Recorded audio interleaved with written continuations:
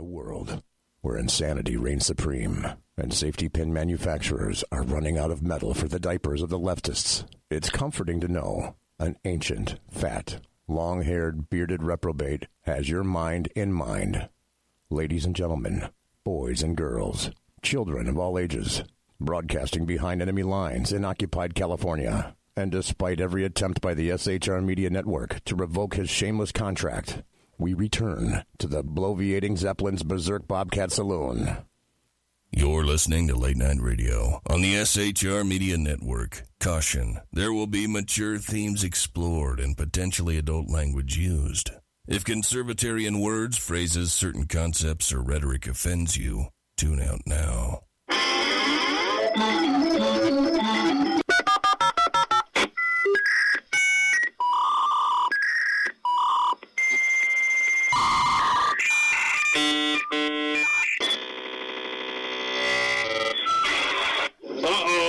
Guess what day it is? Guess what day it is? Huh?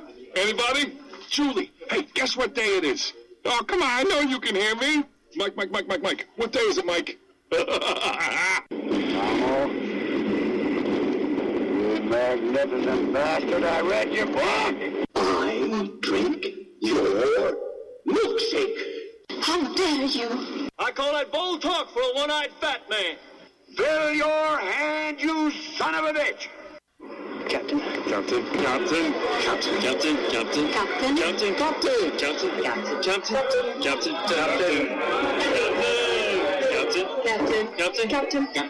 Captain. Captain. Captain. Captain. Captain. No, not yet. Don't pass out on me yet. Terrain. Pull up. I would remind you that extremism in the defense of liberty is no vice. And let me remind you also that moderation in the pursuit of justice is no virtue. Of course you realize this means war. I have come here to chew bubblegum and kick ass. And I'm all out of bubblegum.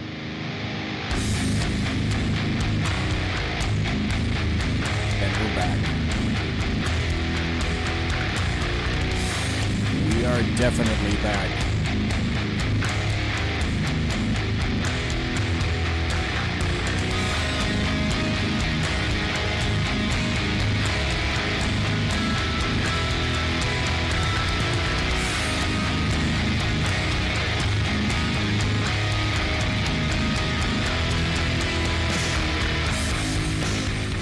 Ladies and gentlemen, boys and girls, children of all ages, welcome to BC's Berserk Bobcat Saloon radio show, where I'm broadcasting behind enemy lines in occupied California, always spelled with a K, a mere 2 miles east of the locus of evil on the entire left coast, the Bill Mill, the belly of the beast, the Capitol building in downtown Sacramento at 10th and L Streets, where late at night you can hear the death of common sense and its concomitant wail as it wafts from that petrifying edifice. And late at night, when I exit the plush, resplendent, sumptuous, palatial, and effulgently bulbous SHR Media Studios, I'll be smelling the odoriferous stench of sulfur, brimstone, and evil emanating from that mentally destitute, columned structure aforementioned. Lockjaw is going to be your bartender tonight. And he pours with the best of them. The lava lamp, not so much lighted right now. It's the salt thingy over there, to my right, your left, which indicates that you can listen and chat at shrmedia.com. You can watch the show on the SHR Media YouTube channel and also the SHR Media Facebook page. Gotta tell you this, we don't water our drinks just like we don't water our conversation, politics, religion, crime, culture, economics, race, sex, science, law. We talk about it all right here at the saloon. Nothing is sacred. The speech is free. But the booze is not. All we ask is that you flush the damn toilet, jiggle the handle, and don't forget to tip your waitress. This is a new night, and I'm soon to tell you why. Things have changed.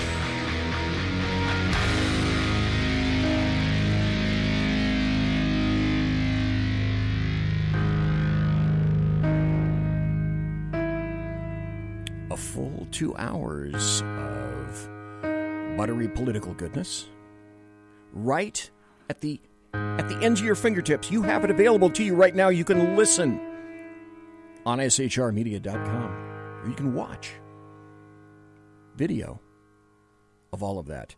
Tonight, we're going to be talking, myself and KAISER SHUFF are going to be talking tonight about the mystery of Richard Grenell, and some of you may be saying something similar to, okay, BZ, who the hell is Richard Grenell?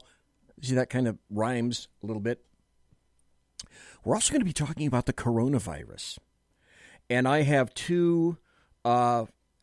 three, really, before we get there, really, really important stories to talk about. But first, let's introduce KAISER. KAISER, do you happen to be there, sir? Oh, yeah, I'm here. Can you hear me, BZ? Okay, perfect. Excellent. Now, before we get to what is going to be pretty serious information to disseminate to you tonight, I want to tell you this. It's a new day in the SHR Media studios. We have hooked up a microphone amplifier to these two dynamic microphones. There's a Shure microphone over there across where Clint customarily sits. And by the way, I hear a nasty tumor to the effect that Clint may in fact be here tomorrow night. I spoke to him. He actually exists. There is a real Clint, and I know that I've spoken to him, or it's somebody that does a great impression of Clint, so there may be a chat show tomorrow night. I will let everybody know on social media. But here, for this microphone, this is an Electro Voice RE20, and it was a little underpowered, so tonight we've hooked up a mic amp to this mic. Now, what I'm hearing in the headphones is much different than what I think you're hearing. So I'm trying this as an experiment right now to see if I like this mic amp, because apparently what I'm hearing now is not what you're hearing. So, number one, I'm curious if you guys hear any difference in terms of the microphone right now. And then number two, KAISER and I are going to talk about Richard Grenell. We're going to talk about coronavirus. And I have a ton of political stories lined up. And also an interesting death that people were saying is a suicide. Now it's turning out it's not. But that's part and parcel of what we'll be speaking about in just a moment. But before we get to the serious news, I have to get to the very, very serious news up front. And let's see. God, if I only had a producer, because I just introduced this as really, really serious news. This nation should commit itself to achieving the goal before this decade is out. I wish I had a news intro. Actually, I wish I had a producer. And if I had a news intro, I'd probably play it. My fellow Americans. And while I'm waiting for that, thanks to Mike for being in chat tonight, thanks to Dave for being in chat tonight, thanks to KAISER for being in chat tonight, and two viewers who will not be unmasked in chat tonight. And I'm telling you, when I get to these are really, really, really important stories, one with an audio cut. So, I will build a great, great wall. Stand by for news. Here it is. This is from Fox News. Don't know if you heard it. It's sad, but it's important. Mad Mike Hughes, 64, a homemade rocket daredevil, was killed in a mishap. This happened in Barstow. A self-styled daredevil died this past Saturday, in a rocket which he launched himself, crashed into the ground, a colleague and a witness said. Mad Mike Hughes died after the homemade rocket crashed on private property near Barstow about 1:52 p.m. near Highway 247, the Daily Press of Victorville said. Waldo Stakes, a colleague who was at the rocket launch, said Hughes, 64, was killed. It was unsuccessful and he passed away, Stakes told the Associated Press. He declined further comment. Now, I don't know if you realize this or not, but Hughes was a member of the Flat Earth Society. My guess is that in death, Mr. Hughes resembled his society quite a bit. Wait a minute. If I had a producer, you would have heard... But I don't have a producer, so that's not what you heard. Here's the second important story for tonight. This is Chelsea Clinton. This is from BreakingIsraelNews.com. Highly important. And this is one of the most insightful comments that you will hear in quite some time. Hey, welcome to the Alaskan in chat. Welcome to Whiskey Dale in chat. Thanks for being here tonight, everybody in chat. This headline says it all. Very insightful, very important, and here it is. Chelsea Clinton. I wish my grandparents had Planned Parenthood.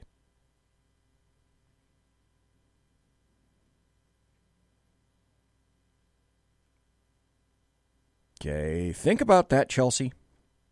Chelsea Clinton recently doubled down a previous declaration that she wished her maternal grandmother had utilized the services of Planned Parenthood.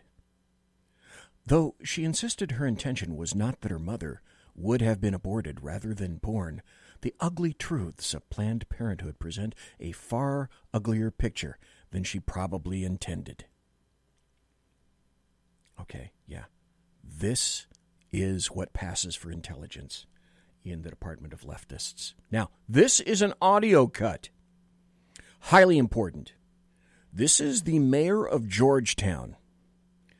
The mayor of Georgetown here in the United States, he excused himself to go up and leave the committee. There's a big dais up there, and this is a video.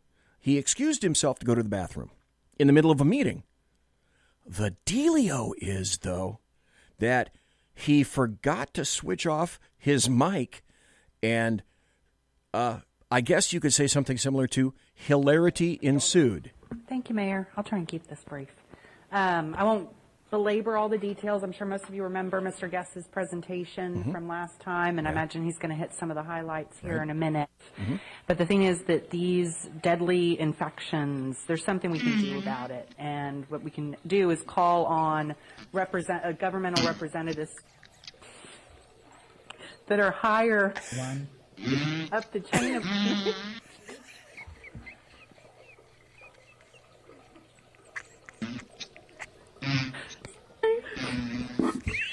and ask for action at the federal level. I am aware of Mr. Brainerd's concerns that he raised last time, and there would be instances where I actually agree that we should take action locally first, but there are not any KFO operations in Georgetown, so for us to just say it within the city limits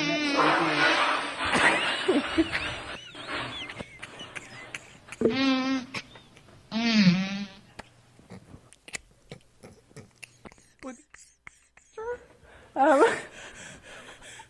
So, and he's walking back. And also these diseases. He has no idea. Don't know any boundaries. So a state-by-state approach would just mean that the...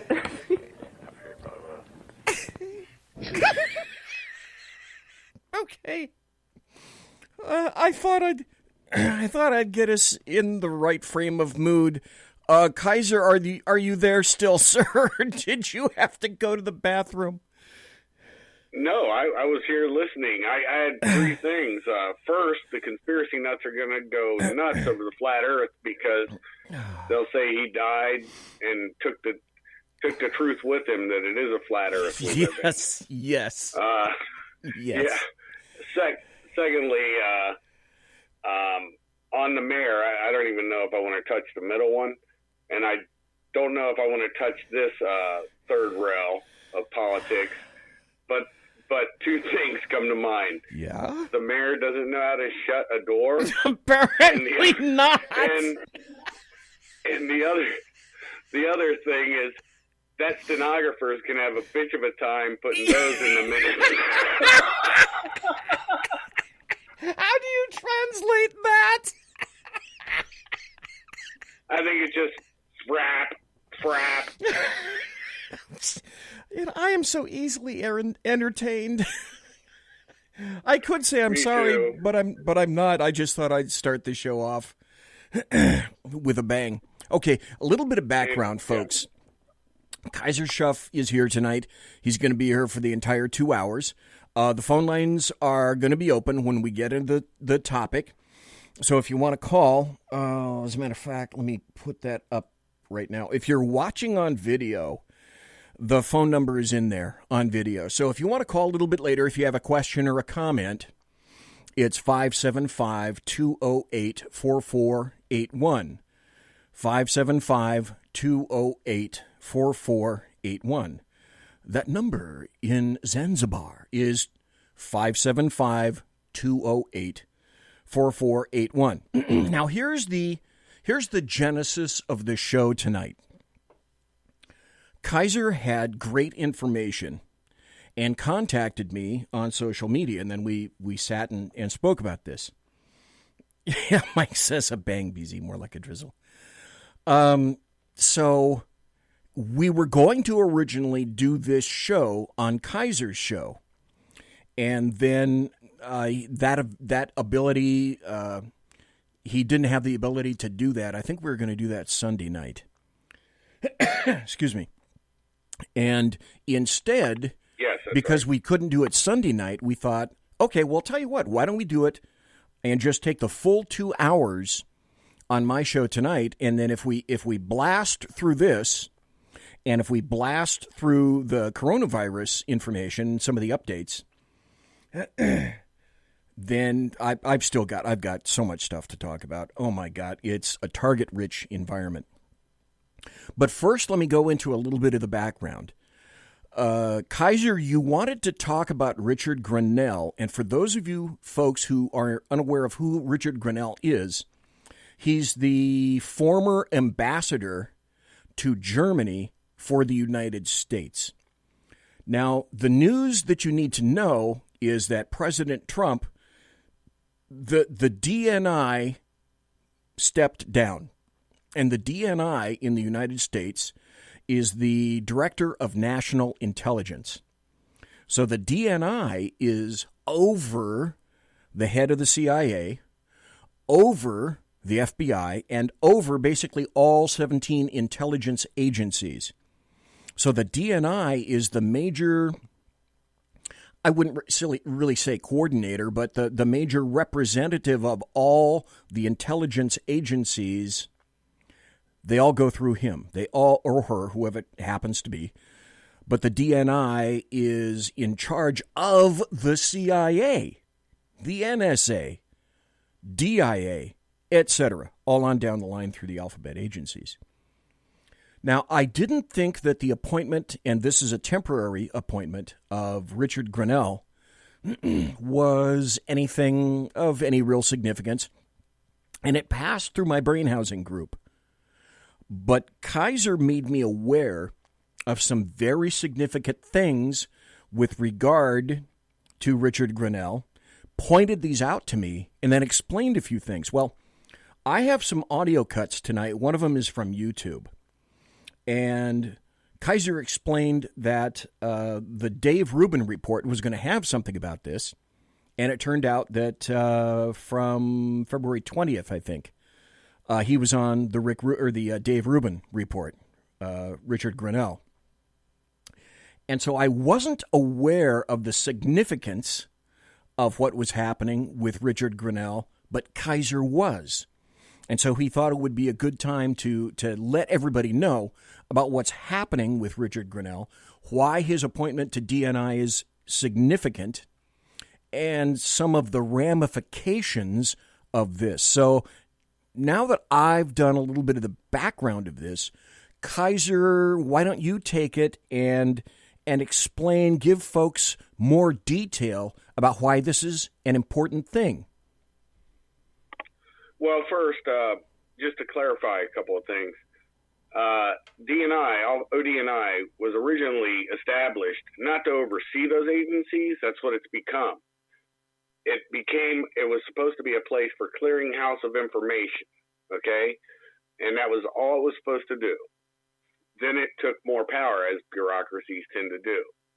And so this has happened over time. Just some backstory on what the ODNI actually was supposed to be. It was supposed to help the agencies talk a little better, and you can tell by exactly what's been in the news lately, they're not talking any better. Now, getting back to Mr. Grenell.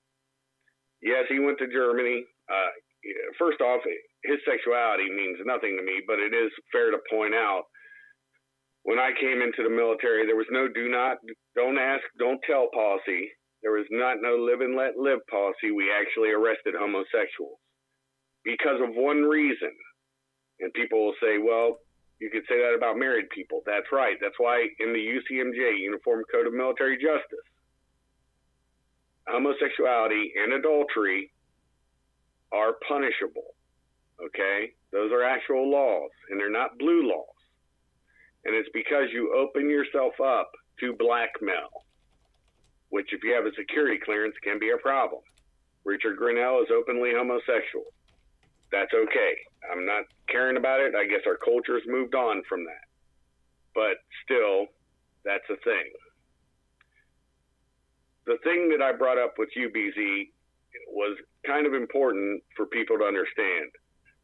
That Rick Grenell, by all marks and manifestations, seems to be a decent human being. Yes. I'm not going to cast dispersions upon this. I think he's got a couple picadillos that were never proven, but, some things, I guess, work themselves out in different aspects.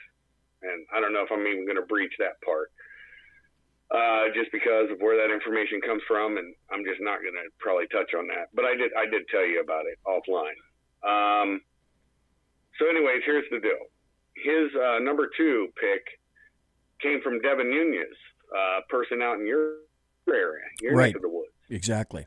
And, and he is going to be the number 2. Remember, my adage has always been, it's never the man that you need to worry about. It's the man next to the man.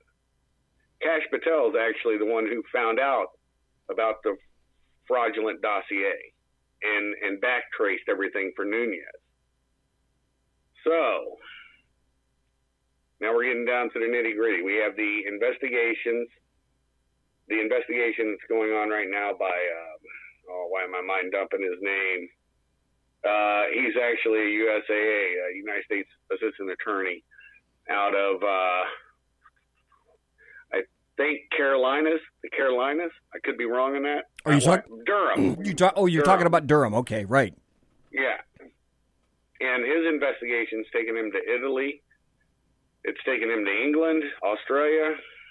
There's a lot of things it's taken him to. Seems like there's going to be some prosecutions, but the implications can be, if they do this right, that they can backtrace this mole, which is what I think actually started all this. Now, we've talked about this before. Some people back in the 90s called it the shadow state. Then they started calling it the deep state. I like to call it the state within the state. The best example I can give you is the example of Ulrich in East Germany, before it was East Germany, and how he had his own little state within the state, and how it became the puppet for Russia through cultural Marxism, folks.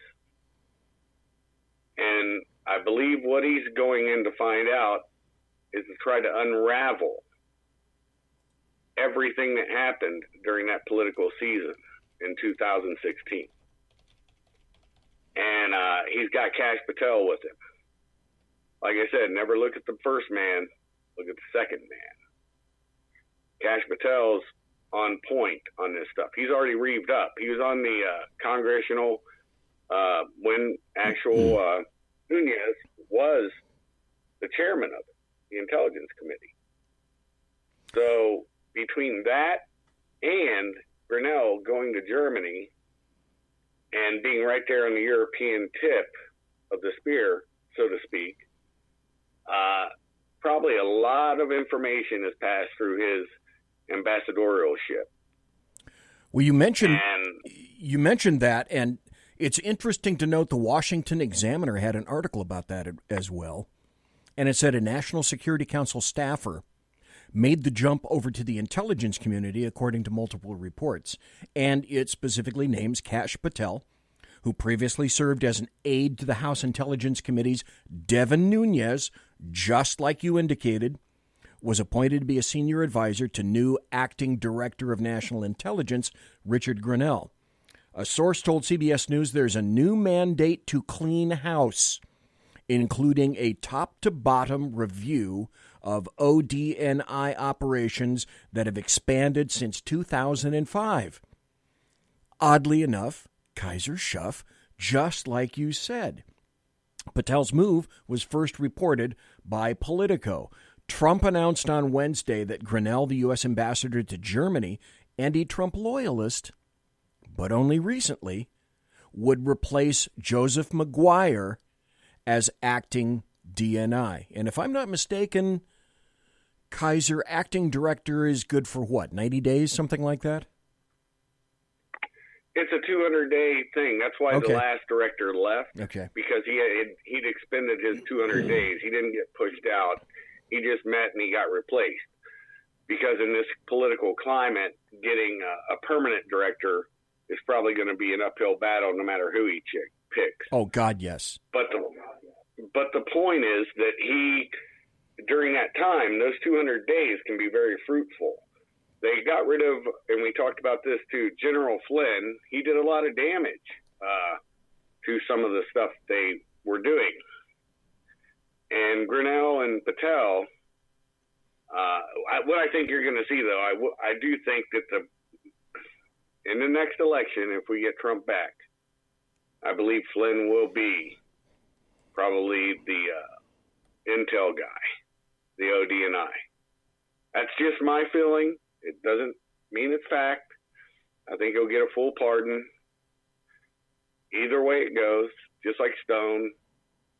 I think everybody, Manafort, all of them will, and I'll tell you why, is because fruit of the poisonous tree. You're a cop, just like I was. I said that I've been saying that for quite some time.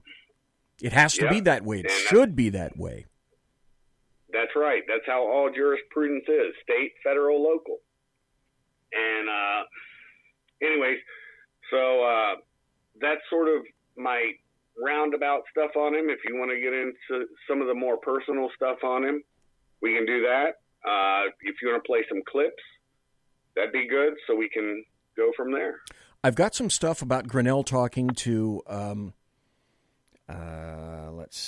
Dave Rubin about the really strange ways that the UN wastes money. We're going to do that when we come back from the break. I got about 1 minute before the bottom of the hour break.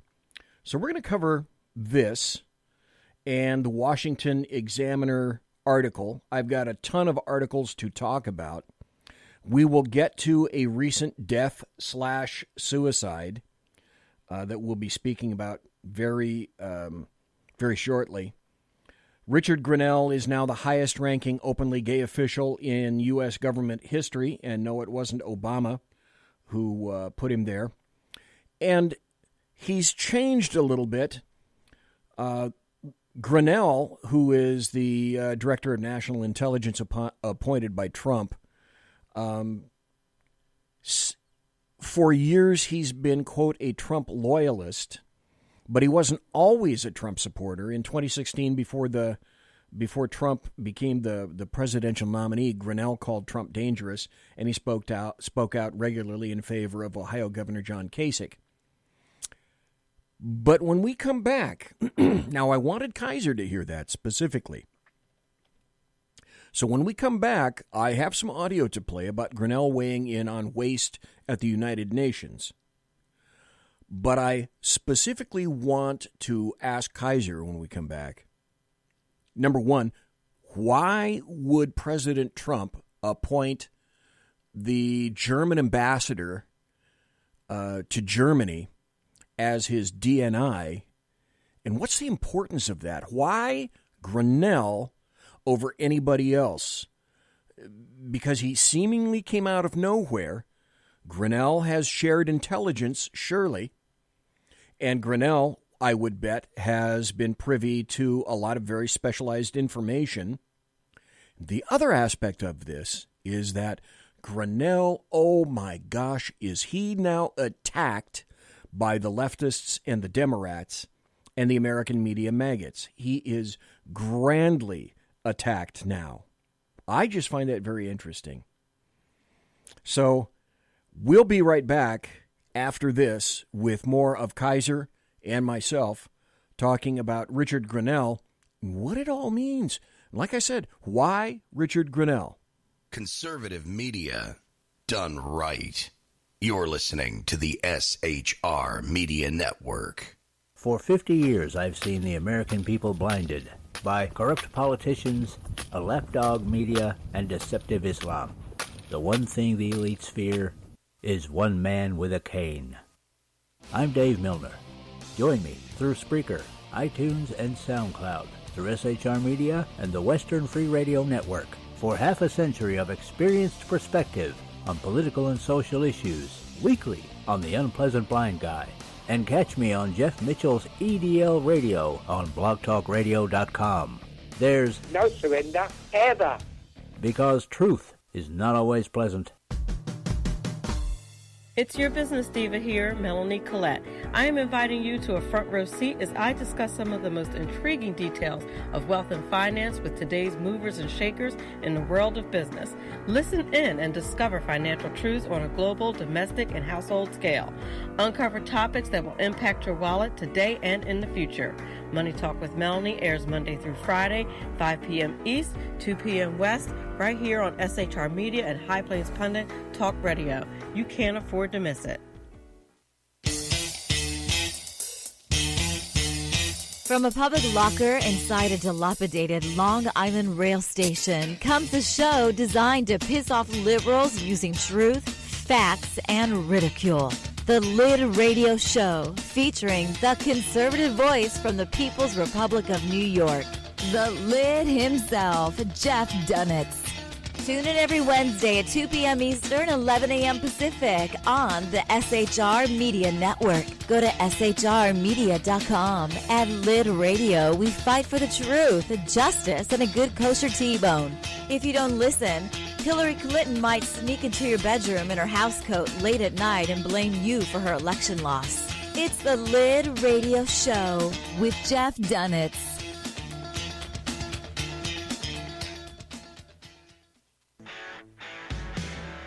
Hey girls, Carry Girl Gear is here.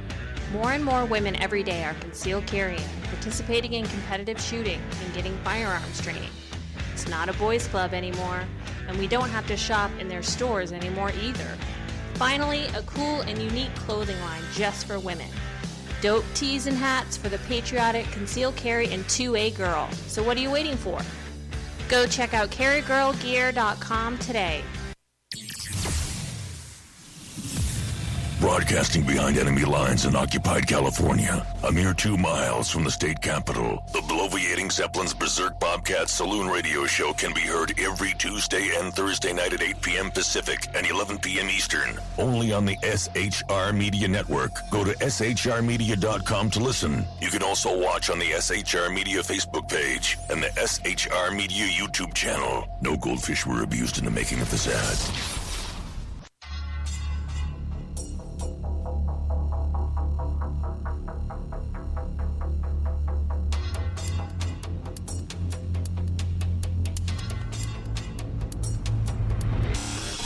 New show on the SHR Media Network, Sackheads Against Tyranny.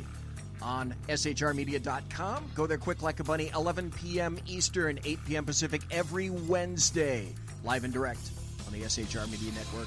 shrmedia.com. Be there.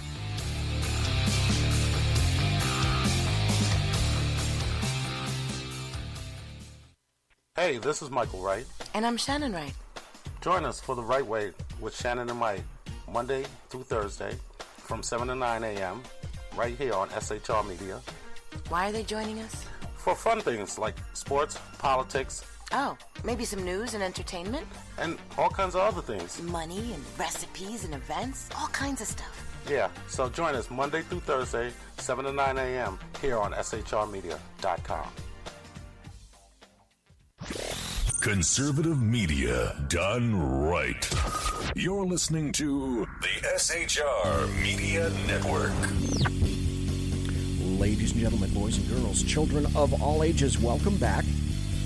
And I am BZ. I am the bloviating Zeppelin. This is my saloon. I pour drinks here. You can friend, follow, and like the SHR Media Facebook page. You can subscribe to the SHR Media YouTube channel. Click notifications. Give our videos a big old thumbs up. We got great hosts, great videos, great shows. By the way, I got to ask, folks, are you a supporter of the Second Amendment like I am?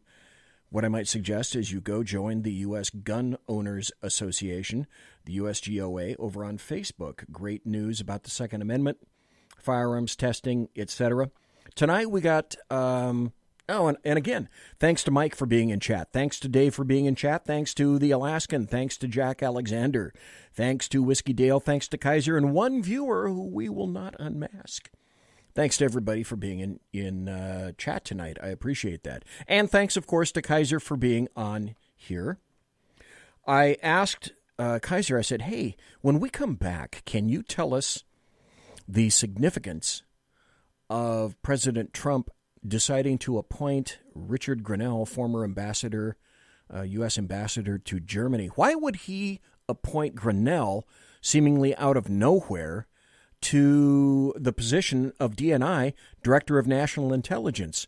Kaiser, what do you think? Why would President Trump do that? I don't know myself. Well, I can posit two things after I state these two things on it. First, I just got done cleaning my 357 Lieber action, so yeah, I'm an avid supporter of the Second Amendment. Okay, cool.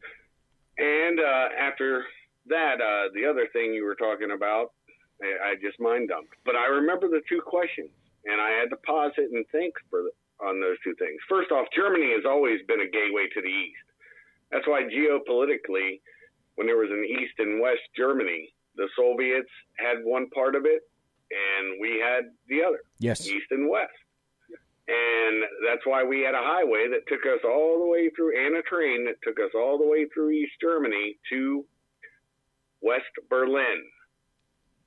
And it was divided in three sections: the French, the Soviet, the British, and the American section. Sector, as Germans would call it. And it's always been a hotbed for spies and tomfoolery. And that's just the way it is. International intrigue, whatever you want to say that in Switzerland. And it's still that way. And so that's why, you would say, here's this nobody from the Berlin outpost, or Berlin Post, the Berlin Embassy, ambassador to be sure, being put into ODNI. Now, here's the clearer question that brought me, you actually got my mind going in this direction. The backstory on it, what I just said. Okay. John Kasich, he was a strong supporter of John Kasich, not a joke supporter, and he did have disagreements and still did while he was ambassador. But he voiced them to Trump and didn't make a big deal out of it. He didn't leak it. Trump, in a lot of ways, resembles a boss in the old school way of it. He wants to see some loyalty, some honor, some integrity. Yes. If you got something to say, you say it to me. You don't go around and tell everybody. You say it to me. You can believe what you want afterwards, but you know where I stand. I know where you stand. That's fair play. That's being a man. Now, Grenell's not effeminate at all. It'd be like saying Peter Thiel, I believe they were once lovers, Grenell and him, is the same way. Neither of them are effeminate. They're both millionaires. Well, billionaire for a Thiel. So these are the kind of things that if I were Trump, and I'm putting myself, this is a wild-ass guess, we're wagging the fuck out of it right now. Okay. I would put him there for, first, the experience in Germany. He's seen how the sausage is made from the ground core collection of intelligence, and seen how it's been processed through the bureaucracy on a micro level. So going to ODNI and restoring what the original mission was, and Trump's already started doing it with his White House staff, i.e. the people who work intelligence in the staff, like the leaker, Army Cat, can't think of his name, and his brother. Oh, and yes. The man who shall not be named, because YouTube will pull your show, but he's got a very Italiano last name. Yeah, EC. Yeah, exactly. The point is, he started culling that entire branch. That was up to 200 people, BZ. And 200 people. You're thinking about Lieutenant Colonel Vindman. Yeah, and his brother Vindman. Yeah. So the lawyer, the other one is a lieutenant colonel, little fat piece of garbage, communist. And his bosses even said he was a communist. Yes. But you're not supposed to mix politics and your military service. That's one thing that was always taboo. And we remember that his bosses said that he was untrustworthy, and his fit reps, I think, were not really good, meaning that from Lieutenant Colonel, he sure as hell wasn't going to be going anywhere. Yeah, exactly. He probably was stuck in the little silver oak leaf. You know what I'm saying? Yes. So anyways, you ask why Grenell. I think Grenell is the perfect appointment. And with Kash Patel doing the digging, I think for 200 days, besides Durham is finished, if memory serves, he's been talking to everybody who was involved in the fraudulent Russiagate story. Right. By the way, Sarah Carter, what's his name? Why am I mind dumping his name? Oh, Sarah Carter. We're going to get to that.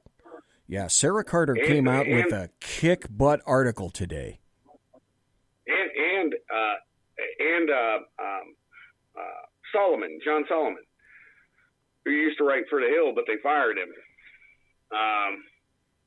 They did yeoman's work on uncovering this garbage, and so did Tom Fitton from Judicial Watch by FOIAing the hell out of DOJ, CIA, getting a bunch of Glomar reports back. Well, we can talk about that another time. But anywho, so that's why I think that he is a prime choice to be ODNI. Okay, so folks, we're talking to KAISER SHUFF. I am BZ. You're in the saloon right now. We're explaining the appointment of Richard Grenell, a temporary appointment for DNI, Director of National Intelligence. KAISER, you mentioned a name before that I'd like to have you explain a little bit more who this person is and why he's even worth mentioning to folks that may not know. You mentioned an individual by the name of Peter Thiel. That's Thiel, Peter Thiel. Who is he and why is he significant, if he's significant at all? Well, Peter Thiel has always been significant. He's a conservative. We're talking about all log cabin Republicans. For people who don't know, log cabin Republicans are a homosexual branch of the Republican Party, both gay and lesbian. I guess now transgender too, who knows. But there's a big fight within that community over that too because it's so SJWized. My point being is he helped start up, I showed you a few things on that. He helped with seed money for Facebook. Okay. With Gilman Louie and DARPANet at the time, which was, what was her name? I'm mind dumping her name right now. Sorry. But that's how Facebook emerged as a data mining source. And that came from something I've talked about on your show before. SAIC, a company I worked for in 2005 and 6, when I was in Iraq, they had a program called Trailblazer. It got superseded by Echelon. Trailblazer was a money boondoggle. And also, going back before this, or going back after this, remind me to talk about why I think Rick is good for the UN. I'll talk a little bit about what he knows about the waste, fraud, and abuse there. Okay. All right. But Can anyway, we stop here? Hey, Kaiser, can we stop here for just a second? Because I've got about a 5-minute video. It's audio for everybody listening, and it talks about what you just addressed. Folks, you may not know this. There is a connection between Facebook and social media and the CIA. And this is a 5-minute video, an audio clip that I've got that explains a lot. And Kaiser, thanks for bringing this up. So let's listen to this. If you thought there wasn't a connection, well, you might have to guess again. Have you thought about the privacy you put at risk?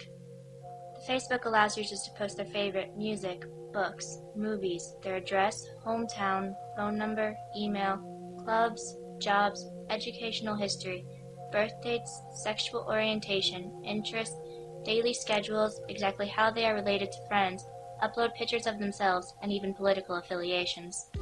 Its privacy policy even goes so far as to state it also collects information about you from other sources, such as newspapers and instant messaging services. This information is gathered regardless of your use of the website.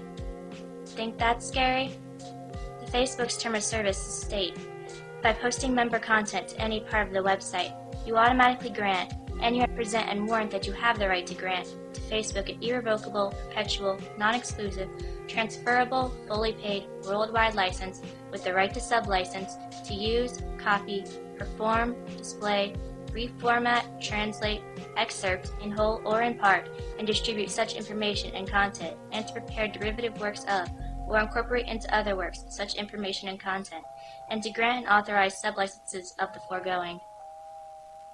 Stop. What that means is Facebook can take your information and do anything they want with it. Have you seen the Facebook's Pulse feature? Pulse provides statistical trends among universities down to minute details such as percentages of females with conservative views, the student body's top 10 movies, and percentage of students who have read Catcher in the Rye. The so-called privacy policy goes on to say that they may share your information with third parties, including responsible companies with which they have a relationship. Can you think of any marketing group who would pass up buying such valid yet easily collected statistics such as these and others? So maybe they're using us. But is there more? The first venture capital money totaled at $500,000 came to the Facebook from venture capitalist Peter Thiel, founder and former CEO of PayPal. Stop. There you have that name again, Peter Thiel, who funded Facebook. Pay attention to all of this stuff, folks. It's all inexorably linked. He also serves on the board of radical conservative group Vanguard PAC. Further funding came in the form of $12.7 million from venture capital firm Excel Partners. Excel's manager, James Breyer, was former chair of the National Venture Capital Association. Breyer served on National Venture Capital Association's board with Gilman Louie, CEO of In-Q-Tel, a venture capital firm established by the Central Intelligence Agency in 1999. There you go. This firm works in various aspects of information technology and intelligence, including most notably nurturing data mining technologies. Breyer has also served on the board of BBN Technologies, a research and development firm known for spearheading the ARPANET, or what we know today as the Internet. In October of 2004, Dr. Anita Jones climbed on board BBN along with Gilman Louie. But what is most interesting is Dr. Jones' experience prior to joining BBN. Jones herself served on the board of directors for In-Q-Tel and was previously the Director of Defense Research and Engineering for the U.S. Department of Defense. Her responsibilities included serving as an advisor to the Secretary of Defense and overseeing the Defense Advanced Research Projects Agency. This goes farther than just the initial appearances. DARPA shot to national fame in 2002 when knowledge of the existence of the Information Awareness Office came to light. The IAO stated its mission was to gather as much information as possible about everyone in a centralized location for easy perusal by the United States government, including though not limited to internet activity, credit card purchase history, airline ticket purchases, car rentals, medical records, educational transcripts, driver's licenses, utility bills, tax returns, and any other available data. All of the above raises more questions than answers. Any other available data. Perhaps if the Facebook wishes to stay ethically sane, it should enact a policy. What happens in the Facebook stays in the Facebook. Do you think that's going to happen? I don't think so. And that's why done a real good job of it. Facebook, just like you said, just as you indicated, Facebook has direct connections, folks, to the CIA. It's all intertwined. Well, that's true. And why do you think we have the place in Utah now? Can't think of the name of the town. Starts with a B. Everybody used to say the data collection was all metadata, right? Right. Well, metadata is just numbers and keys, zeros and ones, and time frames and IP addresses and this, that, and the other. But what that does is that gives them the ability to go right back to that phone call, right back to that Facebook post, right back to that search history. Well, back to when you looked up wanting to buy the book, whatever book it is. If there's some book, okay. Here's something interesting that I do remember, is you mentioned Utah and data. Folks, if you didn't already know, there's a place, a government agency called the Utah Data Center. It's known as the Intelligence Community Comprehensive National Cybersecurity Initiative Data Center, is a data storage facility for the United States intelligence community designed to store everything. It is the newest data site. It's located at Camp Williams near Bluffdale, Utah. That's the B you were looking for, between Utah Lake and Great Salt Lake. And it was completed just last year, folks, in May of 2019 at an easy, breezy price of $1.5 billion. Everything is there, folks. That's real busy. That's real busy. The NRO, NSA, DIA, CIA, everything they compile, used to be, by mandate, the NSA can't turn their listening in on the U.S. And as you promised in your opening, you don't unmask people. But the problem is they allowed the unmasking to go all the way to Department of State. Now understand why the ambassadorialship and his travels to the UN was so important with Rick. Samantha Powers unmasked a lot of people. You just took the words out of my mouth. I was just going to say that. And her husband. Do you remember who her husband is? No, I do not. Do a quick looky. I'm not going to tell. Everybody look it up. You'll know that name. Remember the names, folks. They always come back. Anyways, here's the point. The intelligence agencies and NSA did turn their for the entire time of the Obama administration. Several things happened, and this will touch lightly on probably the person you want to talk about last, but it's very true. They they erected the Gorelick Wall, which meant it made it harder for CIA and FBI and everybody to talk to each other. That's what she did under the Bill Clinton administration. That's why 9/11 happened. Second thing that happened, like I said, there's three things. Second thing that happened, NSA turned their listening in on us. That's a fact. Yes, and also the Senate. The Senate was pissed off about that. Dianne Feinstein recognized that they were being tapped. Yep. And why do you think they knew that her driver was a Chinese agent? Oh, my God, that's another story for another hour. Well, that's what I'm saying. This all touches on a lot of things, and it's connecting dots. Everything's about connecting dots, folks. And the point is, there's a listening outpost that's done by I'm mind dumping now. I just said it a second. In Manhattan, I believe the building's number, believe it or not, is 666, and that is an NSA building. Is that the windowless building? Yes. Yes. And so there's a lot of machinations in this whole intelligence thing that, you know, needs to be fixed in a lot of ways. And notice how Zuckerberg is compliant with the president's wishes, even though he's still banning conservatives. It's not him, really. It's the SJWs he has working for him, just like YouTube and everything else. But this is what's happening right now. Here's something very interesting, since you brought this up. This is from theintercept.com. The windowless building that you were talking about it's like hiding in plain sight, and it is literally a windowless building in Lower Manhattan. It is the NSA's spy hub in New York, hidden in plain sight. When it was built, they called it Project X. It was designed to be capable of withstanding an atomic blast in the middle of New York City. It has no windows, 29 floors with 3 basement levels, and enough food to last 1,500 people 2 weeks in the event of a catastrophe. But it's operated, allegedly, by the New York Telephone Company, a subsidiary of AT&T. It houses one of the most important telecommunications hubs in the United States. It was designed by a guy named Warnicki, who had visions of a 20th century fortress. It was finished in 1974. It's at 33 Thomas Street. It's known as the Long Lines Building.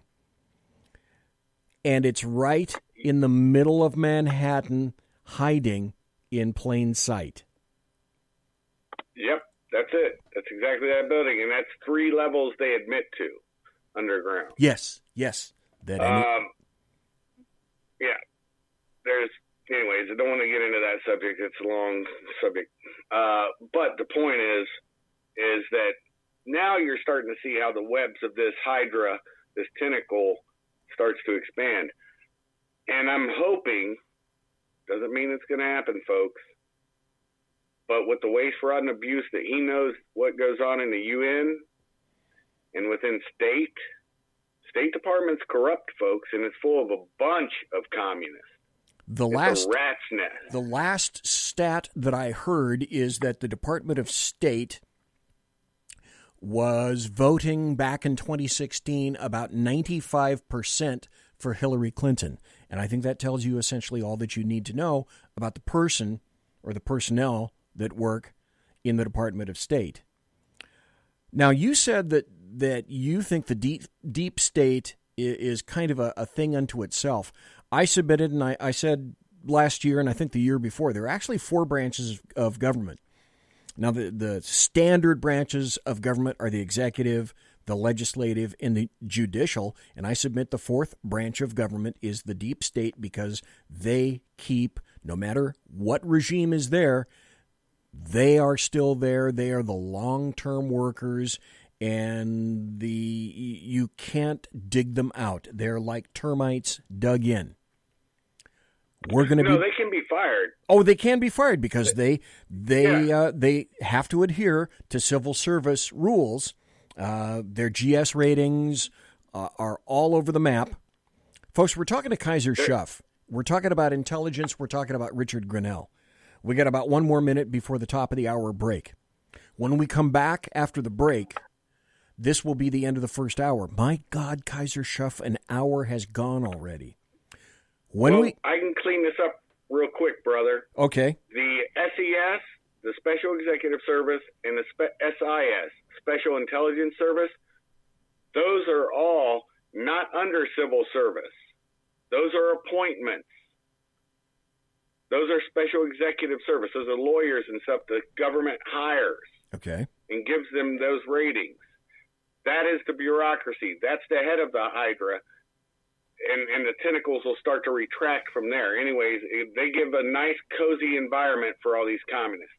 And take it away, brother. Sorry to interrupt. That's okay. That's okay. We're going to continue this. We're not going to stop. I hope that we're going to be getting to coronavirus because I want to take this with Richard Grenell to its logical conclusion. And I've got a couple more people that I want to talk about with KAISER SHUFF, who's here tonight. Thank you, KAISER, again for being here. When we come back, Dave Rubin spoke to Richard Grenell, former U.S. ambassador to Germany. And Grenell is going to talk about, he's seen, as KAISER said in the first hour, he's seen how the sausage is made. So Grenell is going to talk to Dave Rubin about the crazy, stupid ways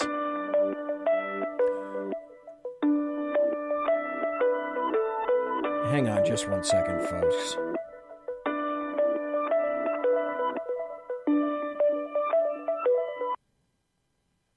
Holy moly. Okay. About the crazy, stupid ways that the UN wastes our money. And I'm going to be right back after this. Don't go anywhere. Conservative media done right. You're listening to the SHR Media Network. For 50 years, I've seen the American people blinded by corrupt politicians, a lapdog media, and deceptive Islam. The one thing the elites fear is one man with a cane. I'm Dave Milner. Join me through Spreaker, iTunes, and SoundCloud, through SHR Media and the Western Free Radio Network, for half a century of experienced perspective on political and social issues, weekly on The Unpleasant Blind Guy. And catch me on Jeff Mitchell's EDL Radio on blogtalkradio.com. There's no surrender, ever. Because truth is not always pleasant. It's your business diva here, Melanie Collette. I am inviting you to a front row seat as I discuss some of the most intriguing details of wealth and finance with today's movers and shakers in the world of business. Listen in and discover financial truths on a global, domestic, and household scale. Uncover topics that will impact your wallet today and in the future. Money Talk with Melanie airs Monday through Friday, 5 p.m. East, 2 p.m. West, right here on SHR Media and High Plains Pundit Talk Radio. You can't afford to miss it. From a public locker inside a dilapidated Long Island rail station comes a show designed to piss off liberals using truth, facts, and ridicule. The Lid Radio Show, featuring the conservative voice from the People's Republic of New York, the Lid himself, Jeff Dunitz. Tune in every Wednesday at 2 p.m. Eastern, 11 a.m. Pacific on the SHR Media Network. Go to shrmedia.com. At Lid Radio, we fight for the truth, justice, and a good kosher T-bone. If you don't listen, Hillary Clinton might sneak into your bedroom in her housecoat late at night and blame you for her election loss. It's the Lid Radio Show with Jeff Dunitz.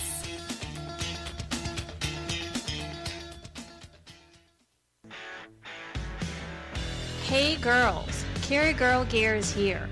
More and more women every day are concealed carrying, participating in competitive shooting, and getting firearms training. It's not a boys' club anymore, and we don't have to shop in their stores anymore either. Finally, a cool and unique clothing line just for women. Dope tees and hats for the patriotic concealed carry and 2A girl. So what are you waiting for? Go check out carrygirlgear.com today. Broadcasting behind enemy lines in occupied California, a mere 2 miles from the state capitol, the bloviating Zeppelin's Berserk Bobcat Saloon radio show can be heard every Tuesday and Thursday night at 8 p.m. Pacific and 11 p.m. Eastern, only on the SHR Media Network. Go to shrmedia.com to listen. You can also watch on the SHR Media Facebook page and the SHR Media YouTube channel. No goldfish were abused in the making of this ad.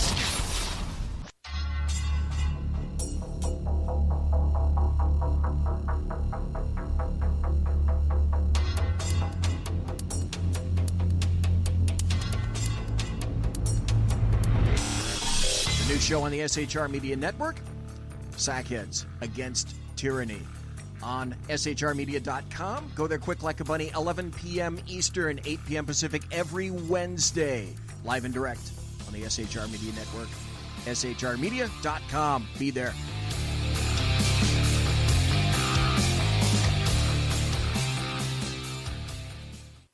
Hey, this is Michael Wright. And I'm Shannon Wright. Join us for The Right Way with Shannon and Mike, Monday through Thursday from 7 to 9 a.m. right here on SHR Media. Why are they joining us? For fun things like sports, politics. Oh, maybe some news and entertainment? And all kinds of other things. Money and recipes and events, all kinds of stuff. Yeah, so join us Monday through Thursday, 7 to 9 a.m. here on SHRmedia.com. Conservative media done right. You're listening to the SHR Media Network. Ladies and gentlemen, boys and girls, children of all ages, we are back. It's the second hour. OMG, where did the time go? It's flying by. Thanks again tonight to the Alaskan for being in chat, Kaiser for being in chat, Mike in chat, Dave in chat, Jack Alexander in chat, and one viewer in chat. And also Kaiser points out, yes, Samantha Power's husband is Cass Sunstein. Cass Sunstein, comma, massive leftist who wrote the book Nudge.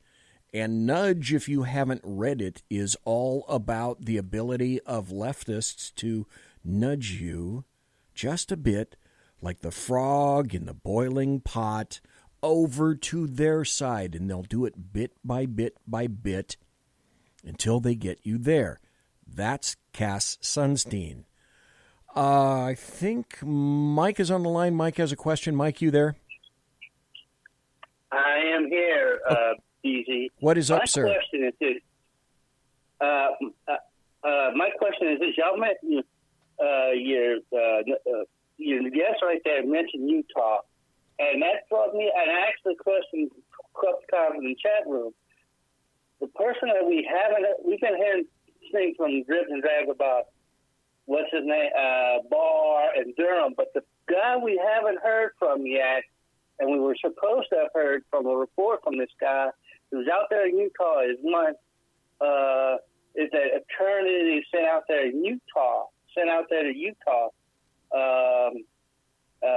to basically go into that place and look up some of that information.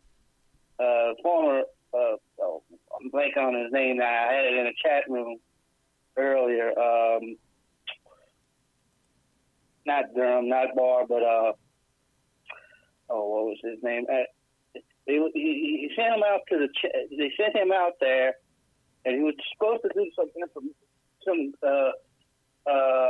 an investigation. And we haven't heard from that investigation yet, And how does that guy fit? And like I said, I'm blanking on his name right now. I had it in the chat room earlier. Okay, I'm blanking on his name right now. Are you talking about John Huber? John Huber, that's it. Okay, and who is he, and why is he important? He'd been hired to do some investigation, and why he's important is you mentioned that the Kaiser mentioned that building out there in Utah, that data center. Huber was supposed to go out there to Utah to do his investigation and have something to do with it, and was supposedly having something to do with that data center. That's what I understood at the time when they appointed the guy. Huber, John Huber. Okay. Kaiser says he can't hear what you're talking about, but Kaiser, Mike is talking about John Huber. And does John Huber, Kaiser, mean anything to you? Does that name mean something to you?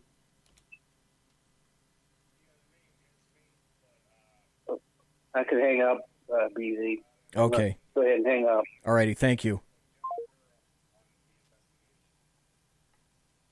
Okay, for whatever reason, I am not hearing you now, Kaiser. So I hope that you haven't done something in the interim. Okay. Tell you what, let me hang up and I will call you right back and we'll see if we can get a better connection. In the meantime, I wanted to play this, and I'll be calling Kaiser right back. I wanted to play this for you. This is Richard Grenell on Dave Rubin's show called The Rubin Report.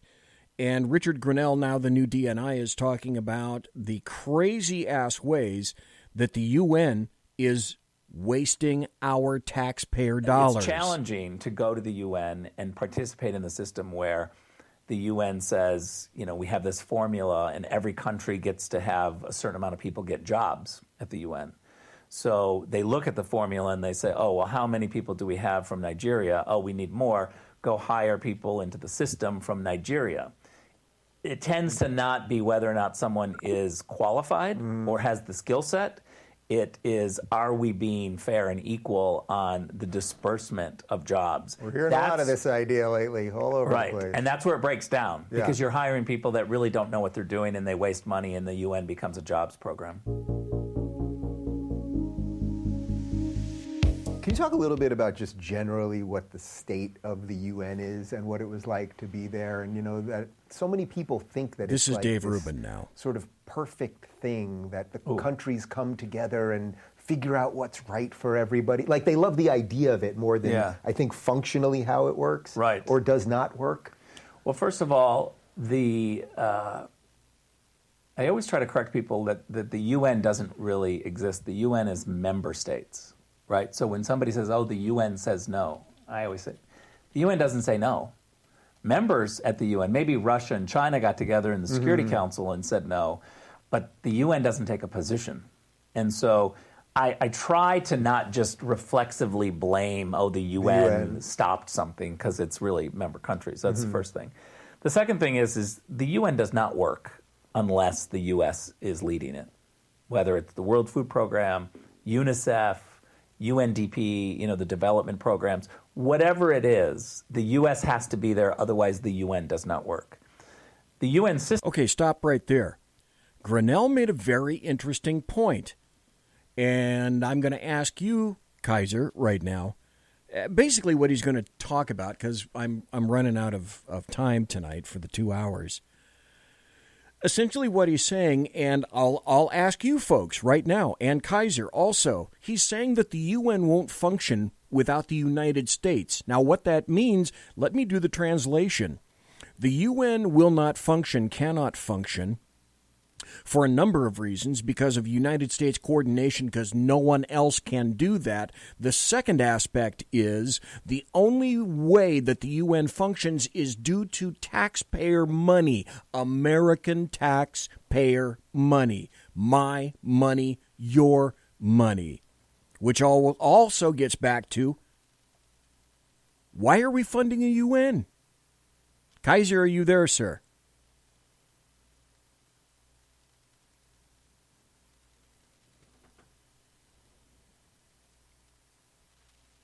Okay, Kaiser, I'm not picking you up there, so tell you what. Let me give you a call, and I'll see if I can pick you up this way. Welcome to Verizon Wireless. The wireless customer you called is... Okay. Kaiser, I'm going to give your number a call. And see, because for whatever reason,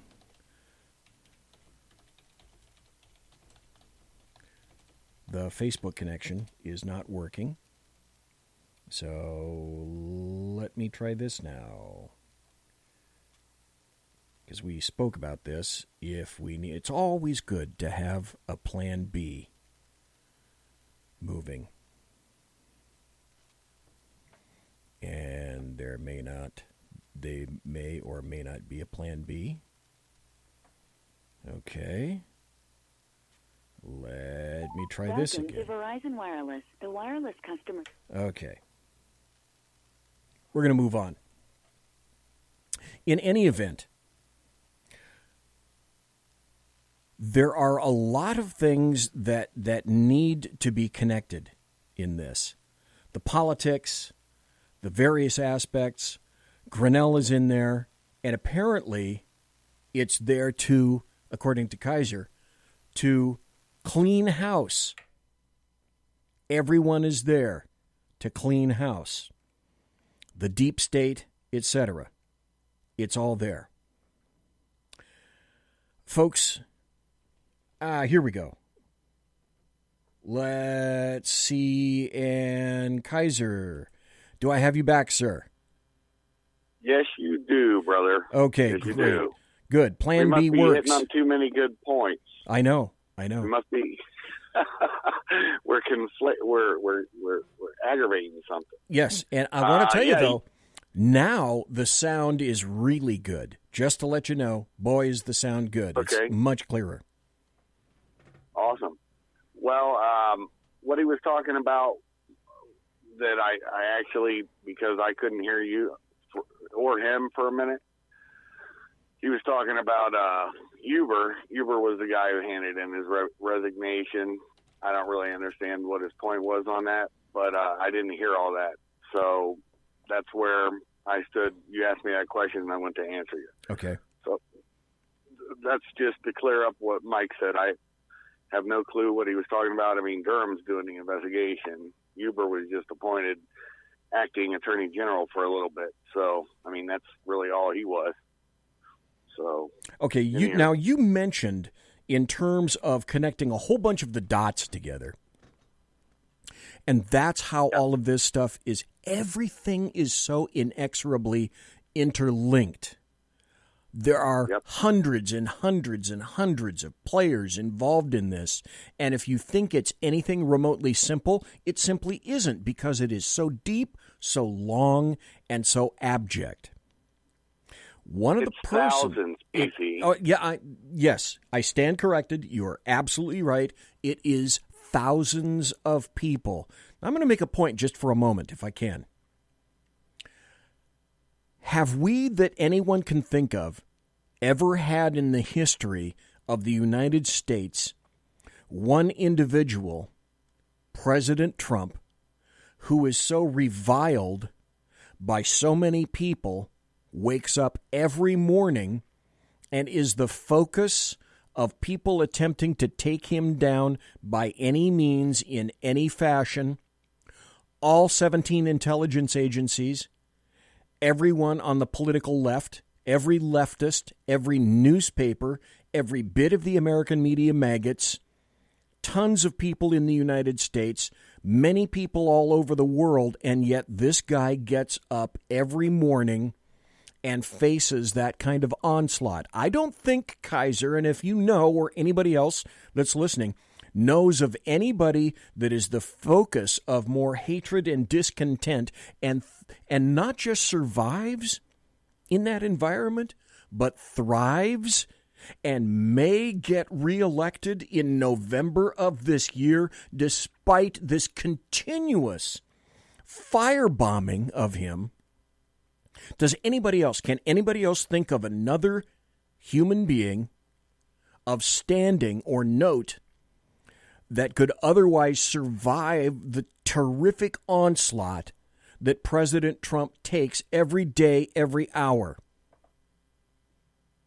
I can't think of anybody. KAISER, anybody come to your mind, sir?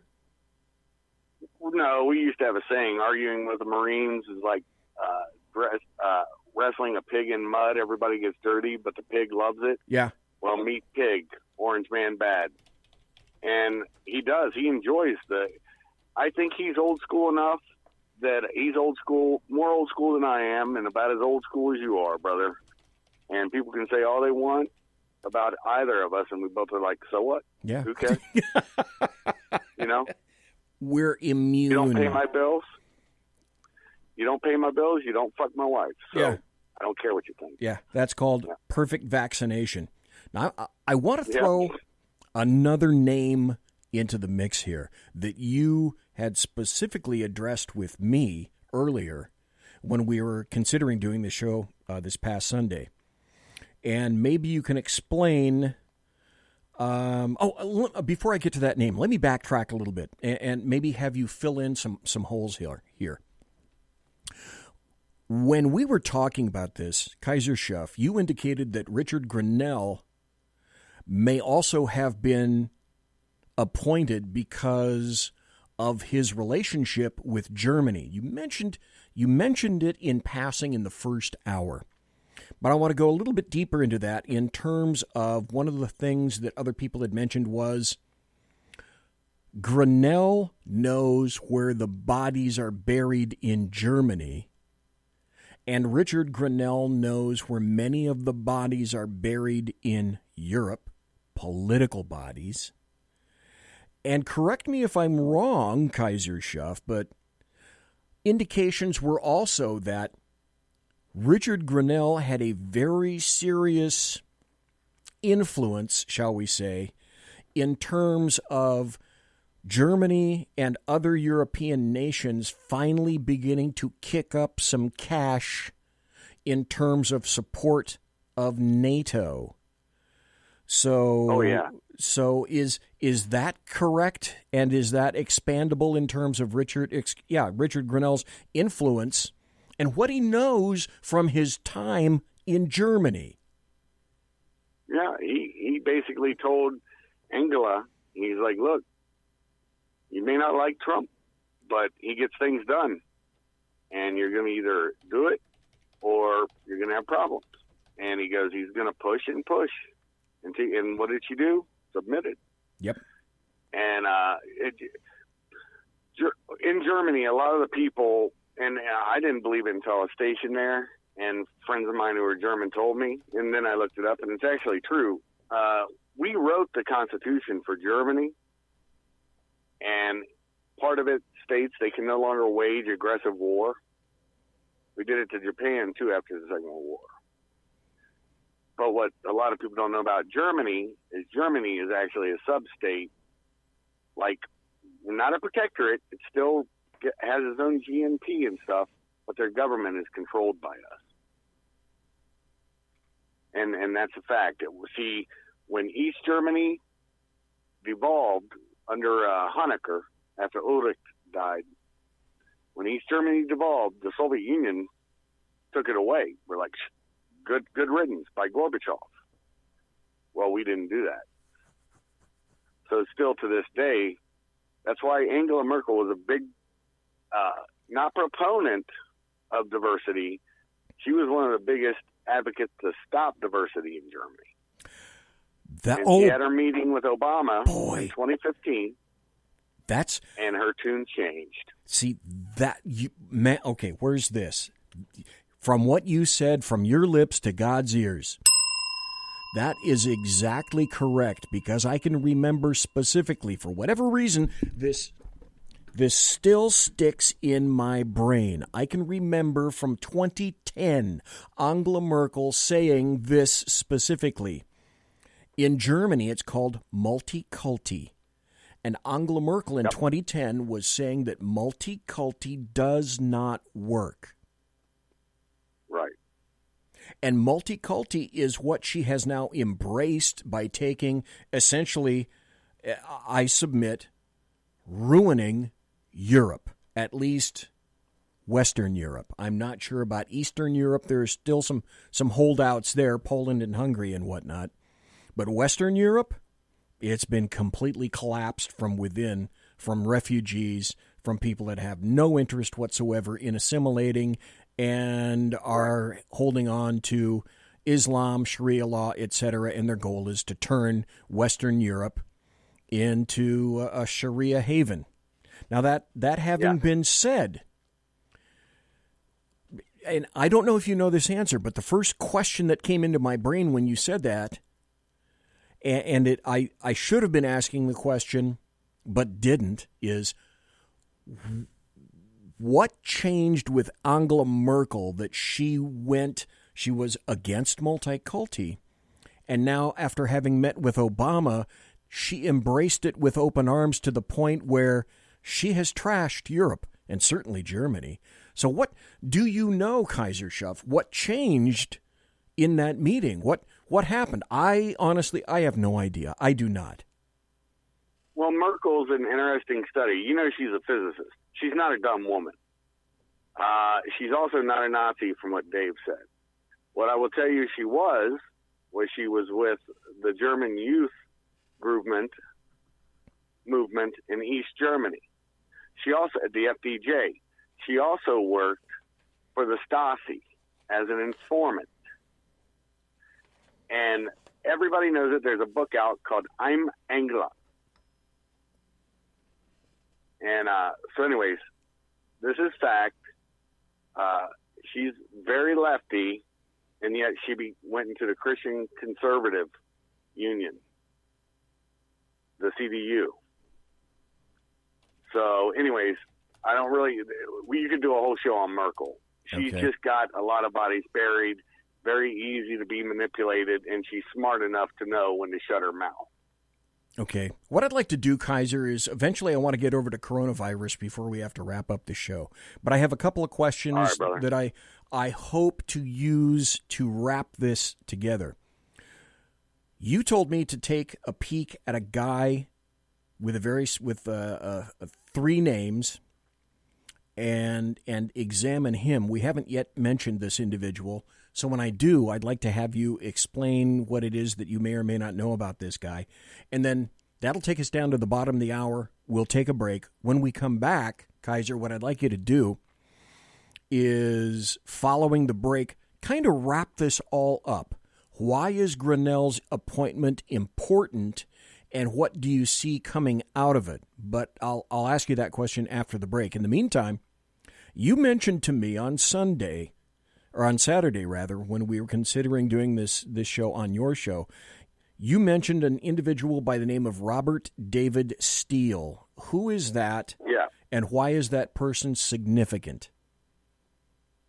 Oh, well, Robert David Steele is a former CIA guy.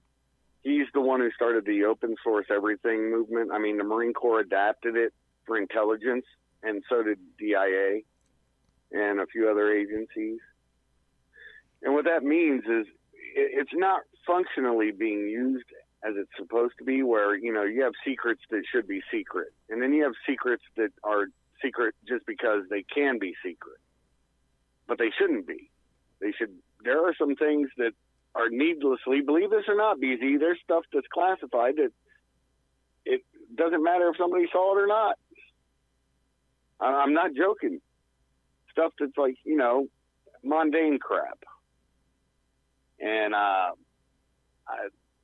Robert David Steele is important because him and what was her name? She was running for president, or he was. I can't remember which. She was in Congress. Cynthia McKinney. Oh, and believe it or not, she's a really intelligent nuts. woman. But she was nuts. She's nuts, but she's super intelligent. Wow. And that's what people didn't get from her, just because I think they didn't like her in the Washington scene. But you can see some interviews with him and her, and you'll actually see that she's not the goofball that a lot of. And now I'm not saying I agree with her politics. Don't take that wrong. Okay. I'm telling you, I can tell, and so can you, if somebody's smart and if they're not. And she's very intelligent. I'm not smart anymore because my mind's going, because I'm gotten older. But I no longer have the complete photographic memory that I used to have. Recall's a problem. But other than that, I'm fine. It just boggles the mind that when they were running, his platform was, what was it? It was a platform of honesty, i.e., get the stuff out in the open, all the bones, all the bodies, who's involved with what, pursuing the people that are really evil, but some forgiveness too. And with that forgiveness, you can fix things and not foment what we see now. This is going back several years. This is probably 2012, I think, when he did that. Okay. The election with Obama. So, anyways, I'm not really clear on which election cycle that was, but I think it was that election cycle. And it may have been 2008. I can't remember. Mind is going out a little bit on that. But anyways, you'll see. You guys can look that up. Robert Dave Stills, he's written some outstanding books. I mean, there are some guidebooks that intelligence agencies still use today, the open source guides. So, and they're all free on Amazon. You guys can get them out and look at them yourself. And that's basically you're seeing what his thoughts and beliefs are. Okay, folks, we're going to take a break. We're talking to KAISER SHUFF. I want to, when we come back, see if KAISER can sort of encapsulate all of this. And then I'd like to talk about the coronavirus. Some things have happened just this week. And on various forms of social media, I've been told that I'm a raving loon. Well, okay. Am I a raving loon? Well, we'll talk about that. Lots of people that if they met me, they would probably describe me as a raving loon. Maybe you do too. I'm not sure. But in any event, we're going to go to a break, come back, have KAISER SHUFF wrap all of this up with Richard Grenell and what it really may mean for the future. And then we're going to discuss, talking about future, we're going to talk about how something may or may not, I don't know, change the United States of America. We'll be right back. Conservative media done right. You're listening to the SHR Media Network. Southern Sense is conservative talk with Annie, the radio chick you bellows as host, and C.S. Bennett co-host. Informative, fun, irreverent, and politically incorrect. You never know where they'll go, but you'll love the journey. Annie is a top conservative host on Top Talk Radio and features some of the finest guests packed with important politicians and newsmakers. Listen every Friday, 3 to 6 p.m. Eastern, noon to 3 Pacific, on the SHR Media Network. Remember, Southern Sense is common sense.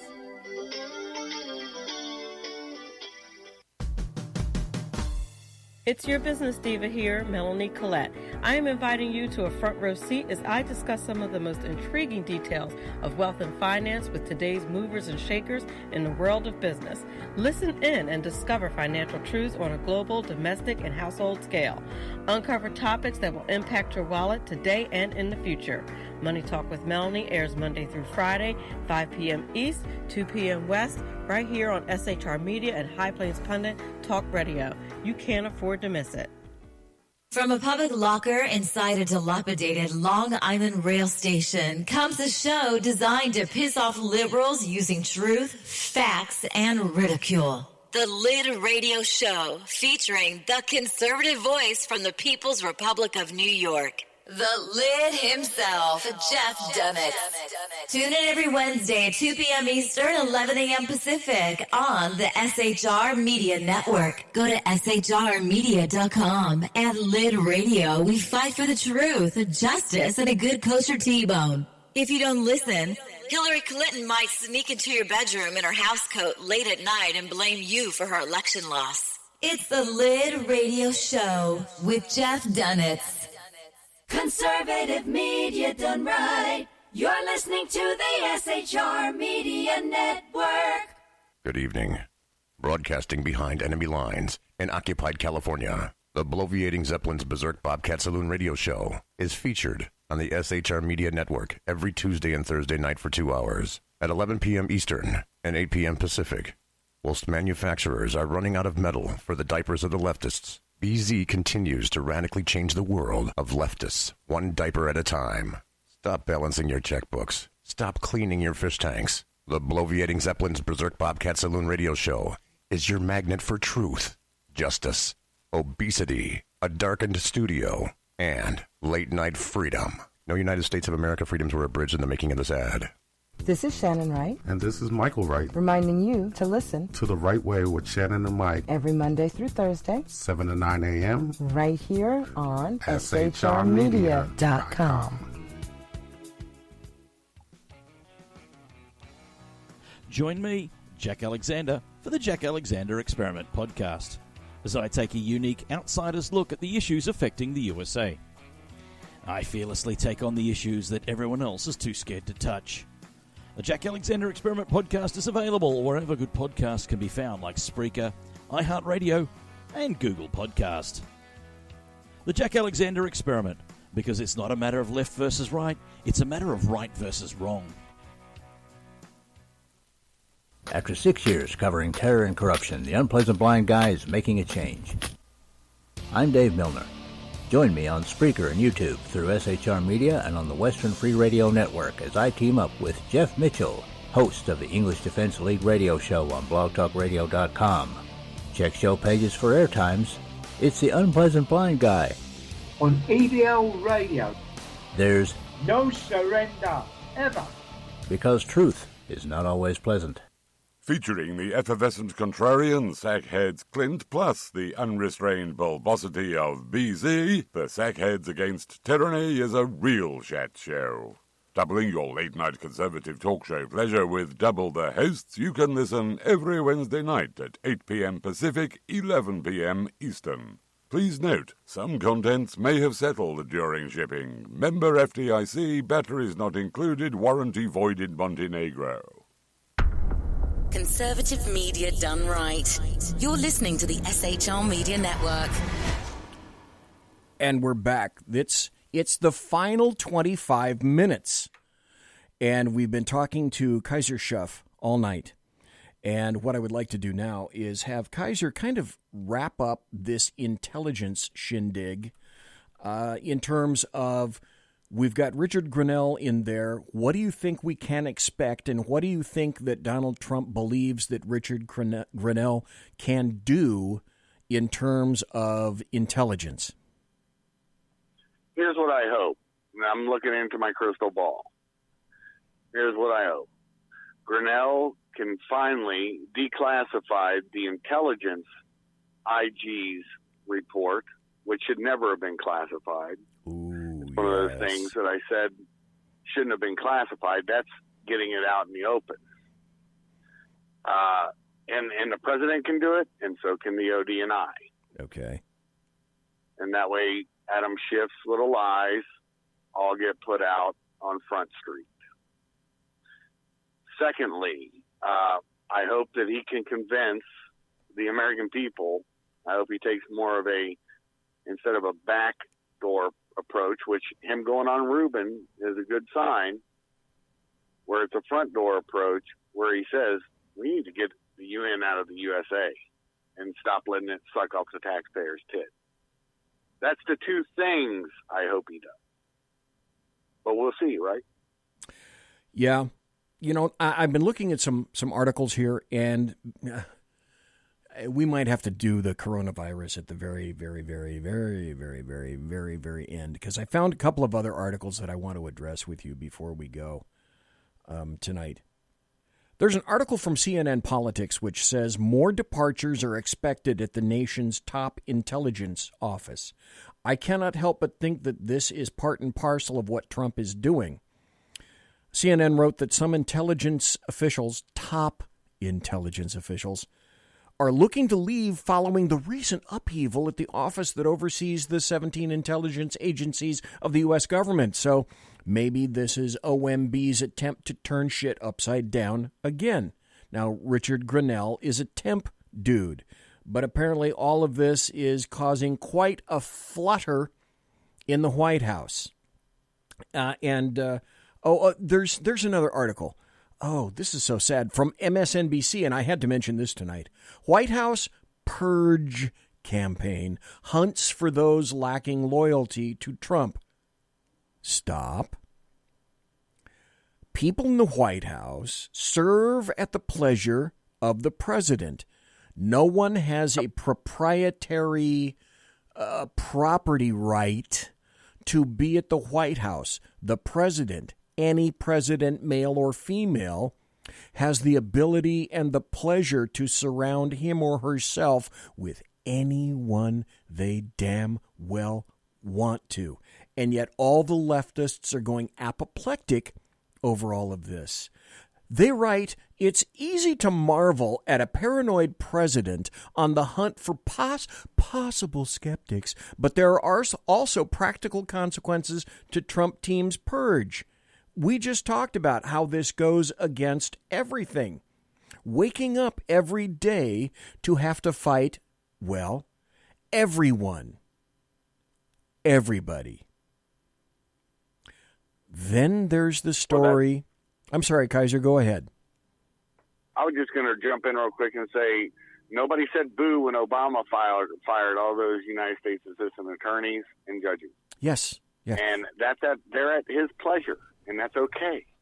Yeah. That's all I had to say. No, you're absolutely right. As a matter of fact, it's tradition that at least in the state of California as well, all the CEAs in California, the heads of departments submit their resignation. It's up to the new governor to decide whether those people will be kept or dismissed. They do not have a proprietary right to their job or their position. Then I almost moved on before mentioning this individual, and I know you know something about this dude. A guy named Phil Haney. Now, there's a guy that I know that I've had on the show before he's a former diplomat, an intelligence officer, and he's also an expert on Islam, specifically in the Middle East, the Middle Eastern version as practiced. He wrote about Phil Haney. He said a friend and former colleague in the field of counterterrorism has been found dead, apparently murdered. Now, in 2016, Haney published a book, See Something, Say Something, that outlined the Obama administration's attempt to block him from investigating Islamic radicalism because his investigations were inherently racist, which is a common term by Islamists, made against anybody who speaks out and speaks the truth about the Muslim community. And so he was considered a whistleblower. Now, here's an article from Fox News. Philip Haney, DHS whistleblower during Obama era, found dead, police say. Well, no, it's not the police. I happen to know it's the Amador County Sheriff's Department. Amador County is a little teeny rural area up in the foothills of California, about 40 miles east of Sacramento, up the Jackson Highway. I've been there any number of times. The county seat is Jackson, California, in Amador County. It's not a very big department. Fox News wrote that Phil Haney, a Department of Homeland Security, a DHS whistleblower, who was an outspoken critic of the administration of Obama, was found dead Friday, authorities said. Haney, 66, the Amador County Sheriff's Department said in a release, quote, appeared to have suffered a single self-inflicted gunshot wound. On February 21st, 2020, at 10:12 hours, deputies and detectives responded to the area of Highway 124 and Highway 16 in Plymouth, in Amador County, to the report of a male subject on the ground with a gunshot wound. As this is described essentially, and I can only go by what I've read, people are attempting to intimate to you that this guy came into Amador County in the middle of a road, got out of his car, and shot himself in the chest. Well, there's another article that just came out today because a lot of people were saying, well, wait, do you not see, folks, that this doesn't even remotely pass the smell test? And everybody is saying, oh, a suicide. Right, a Vince Foster suicide. Yeah, an Epstein suicide. Right, just like that. Well, KAISER SHUFF, tell us what you may know about Phil Haney and any background on him, because a new article came out today about this suicide, air quotes. Well, Phil Haney spoke Arabic, first off. A lot of people don't know that. Phil Haney also, when the San Bernardino shooters, husband and wife team, did their thing, and they let the media in to spoil the crime scene, he's like, I know those Salafists. They're a part of this organization. I'm not getting into all the facts. It'll take too long.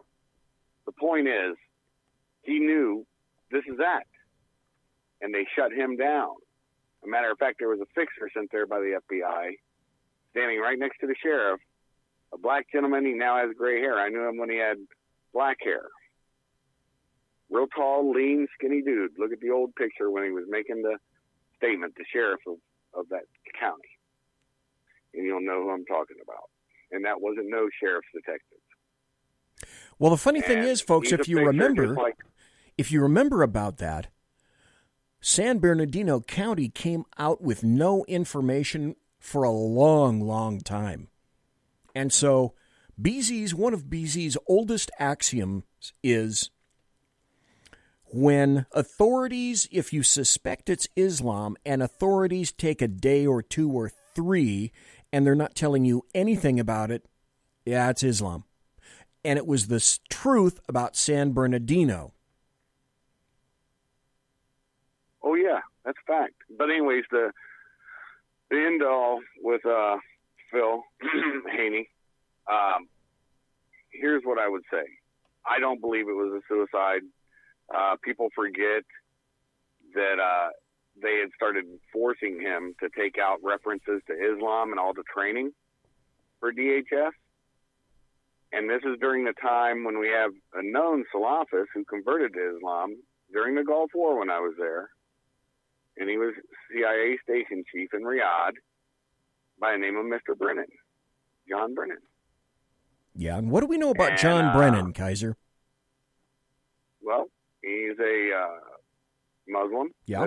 He can deny it all he wants, but everybody, that was like big news in the kingdom. Too bad we all didn't die over there. He's a liar. He's in my opinion, a coup plotter, probably the leader of the coup. I would expect. I would agree. And he has no ethos or compunction of doing, he is the species he is, He'll use assets, either active or inactive, to do something. I wouldn't put it past him. That's just my 2 cents on it, because I don't think it was a suicide. I think it was an old school hit. Yeah. And guess what, folks? This is why I go to sarahacarter.com. You mentioned it earlier. There are 2 actual journalists left, and a few others, Susan Katz, etc. But if I want to find veracity in news, I'll read articles from John Solomon, or I'll read articles by Sarah Carter. This came out today from Sarah Carter. Amador County Sheriff's Department investigating the case of former Department of Homeland Security whistleblower Philip Haney. They issued a press release Sunday backtracking from earlier statements made by their office that his death was ruled a suicide. According to Sheriff Martin Ryan, coroner press release, unfortunately, there was misinformation immediately put out that we have determined Mr. Haney's death to be a suicide. This is not the case. We are currently in the beginning phase of our investigation, and any final determination as to the cause and manner of Mr. Haney's death would be extremely premature and inappropriate, the press release stated. No determination will be made until the evidence is examined and analyzed. Last week, reports surfaced that Haney, 66, appeared to have suffered a single self-inflicted gunshot wound. Those statements came from the Amador County Sheriff's Office. But then by Sunday, the Sheriff's Office backtracked on the statement. Haney's body was discovered on February 21st when deputies 4 days ago now, when deputies responded to a call near the area of Highway 124 and Highway 16 in Plymouth, California. The press release said that Haney was on the ground with a gunshot wound and that the firearm was located near Haney's vehicle. Haney, whom Sarah Carter knew and worked with on numerous stories years ago, was found with a gunshot wound in a park-and-ride open area near State Highway 16, near State Highway 124 in Amador County. By the way, folks, this just happens to be less than 3 miles from his home. So this reeks to high heaven. Very much so. Kind of like Fort Marcy Park, huh? Yeah. Funny how that works. Arkansas. Yeah. Now, as I indicated, I've been poo-pooed on social media and by various other personnel, personally, who indicate that they don't think the coronavirus, that I'm making a big stink out of nothing.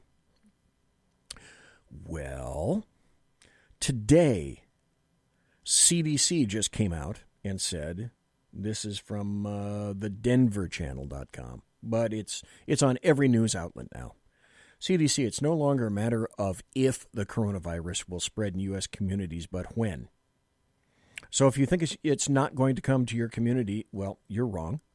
Then this story came out today from thehill.com. San Francisco declares a state of emergency over the coronavirus. That's odd. San Francisco, now to my knowledge, they don't have one case there yet. San Francisco Mayor London Breed declared a state of emergency for the city on Tuesday, today, except if you're on the East Coast, it's tomorrow. Funny how that works out. Amid concerns over the international coronavirus outbreak. Now, as everybody knows, SFO is not in the city and county of San Francisco. It's in South San Francisco, but it's a major international hub. And so the mayors decided that they're going to declare a state of emergency. We see the virus spreading in new parts of the world every day, and we're taking the necessary steps to protect San Franciscans from harm. Apparently, they don't care in San Francisco about shit or piss, but coronavirus is very important. Also, from the Wall Street Journal today, CDC warns it expects coronavirus to spread in the United States. Today, the stock market went down about 800 points. The day before, yesterday, the stock market went down 1,000 points. There is a global surgical mask shortage. Taiwan cut off exporting masks to the United States, and Thailand has stopped exports from the United States, or to the United States as well. I wrote on social media, you can't get an N95 mask these days. The N95 mask is the basic, very basic respirator that you need if you're going to go into a TB-ridden environment, etc., something like that. I know because I tried to get some. Well, I don't really need to get some because about 3 years ago, I got roughly 150 N95 masks and a few other respirators. If you want to get one now, good luck for that. Jack points out a very important aspect of this in terms of San Francisco, and thanks for reminding me of this, Jack. By declaring an emergency, San Francisco also opens up their grubby little hands for federal funding in emergencies. Yep. Which is very important. Now, the thing that got my attention was 2 days ago. This outbreak has hit Europe. 12 towns now have been put on lockdown. I was watching video of people lining up with carts at an Italian supermarket to go in to try to get food, and the shelves were mostly bare. That's also the same day the stock market went down 1,000 points. Now, I want to point this out very importantly, and then I'm going to ask Kaiser for his weigh-in on this. I've been telling folks now for about a week, go get food, water, equipment, batteries, medicine. If you have a stockpile of medicine, great. If it's generic, tough luck for you. If you didn't know already, 70% of the generic medicines are not made in the United States anymore. They're made in China and some in India as well. So if you're taking generics and they're critical to you, good luck to you on that. Very good luck to you. So here's the deal. If it's in Italy, and a 5-year-old can figure this shit out. If the coronavirus is in Italy, that means it's in Europe. If it's in Europe, that means it's coming here, and it's here already. Why? Commercial aviation. Don't be stupid. Yep. Go stock up, because I'm telling you, it's not because the coronavirus is necessarily going to be deadly for everybody. I'm in my 7th decade, so if it hits me, I may have a problem. It's because of the public reaction, and the perception will cause a run on everything. And don't expect, or I should say expect, that a lot of stuff that you used to be able to do in public You're not going to be doing so much of that anymore. So the other thing that I have to ask is, because now I've been dragged kicking and screaming into all of these tinfoil hat conspiracy mongering features, is because so much of it has turned out to be true, is, timing, Wuhan, coronavirus. They have a lab there. They have various food markets where the Chinese will eat any fucking thing on feet or legs or wings. Coinky-dink? Kaiser Schuff, coinky-dink? Oh, there is never a coincidence, brother. You know that. That's just. Here's how I looked at it. The two people that were talking about it the earliest, and not spreading fear porn, but saying the exact same things you were. One's a libertarian, but he's a Trumper, Stig Hexenhammer, and Tim Pool, a lefty. And you wouldn't think that those two people would be talking about that. You're right. Traveling in a aluminum can in the air with a bunch of other people. How many times have you gotten sick just from doing that? Oh, yeah. Not even counting anything specific. And folks, here's the deal. Here's what I want to emphasize. And Kaiser, I bet you do too. People die from the flu every fucking year. Yep. I got a terrible respiratory thing in 2011. I mean, it fucking took me 4 months to get rid of that crap. So now I'm susceptible to lung junk. So don't think that the flu doesn't kill people, because it does. And the coronavirus is going to kill people, because it does. It plays like the flu on the elderly and the young. So my point about coronavirus is not necessarily that it's going to be inherently, it's not Ebola unleashed on the world. No. The point is, when you have people in the United States who have never been subject to anything similar to this before, you can expect for the public to go fucking nuts. You can expect for them to be unhinged, because they are not used to anything remotely like this. And as Dave pointed out in chat, it's coming. We knew this was coming. Well, we always knew this was coming. Well, there was the guy who wrote, I can't think of his name right now, daggone it, Frank something or other, or Francis. He's a doctor, he actually wrote the UN's report on bioweapons. So he's kind of a subject matter expert. I hate the term expert, because experts are found dead all the time from things they're expert in. I just don't, enjoy that terminology.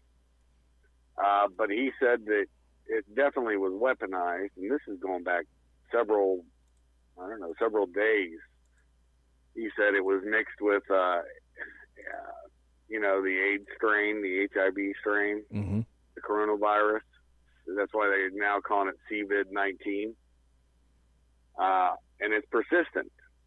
If it's on a surface, BZ, it can last for up for 9 days.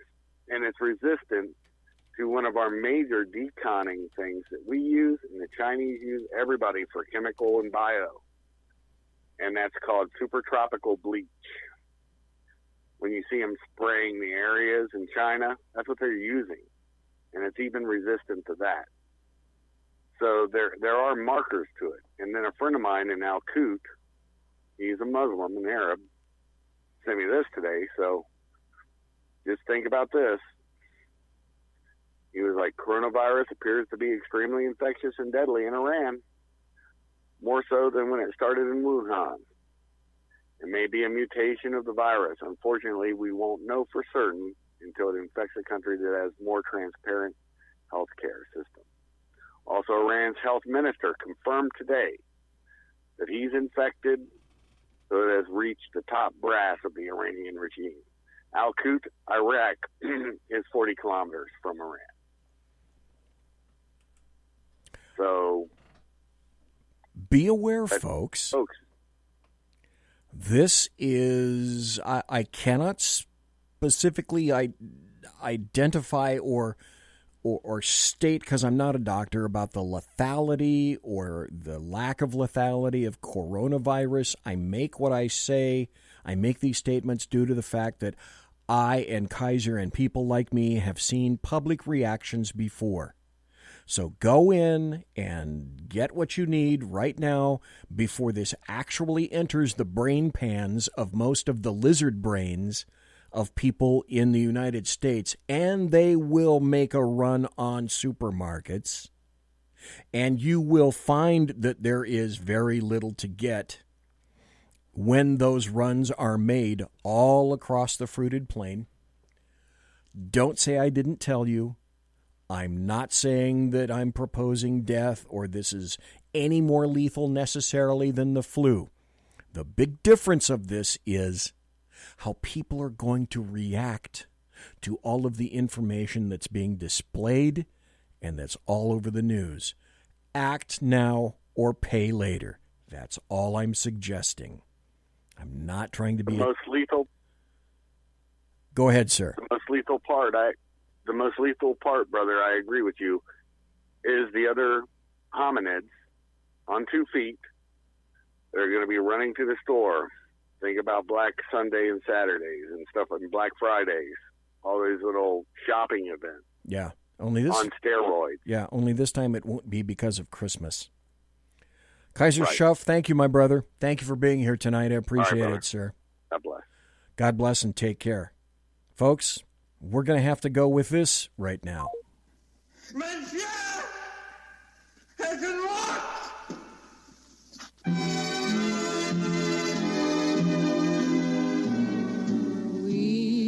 Ladies and gentlemen, boys and girls, children of all ages, thanks for listening to the Bloviating Zeppelin's Berserk Bobcat Saloon radio show, live and direct right here on the SHR Media Network. If you want to contact me, you'll find me on Twitter at BZEP, at BZEP, and on my blog at bloviatingzeppelin.net. Promotional consideration is by the Lockheed Martin Skunk Works, by Shure and Electro Voice microphones, Arrakis boards, and Pratt & Whitney engines.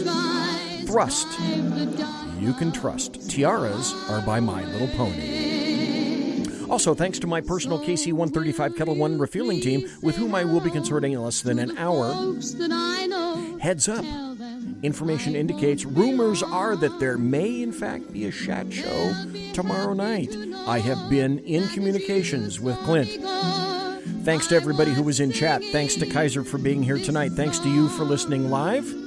Thanks to everybody for listening in podcast. Shat show, I'll let you know in social media. Thursday night, I will be back. We're going to talk to Eric Regard about California propositions. Super Tuesday's coming up. Vote red always. Everybody quiet down now and get some sleep. Good night, everybody. Good night, Mama. Good night, Ben. Good night, everyone. Good night, Mama. Good night, Daddy. Good night, children. Good night, Daddy.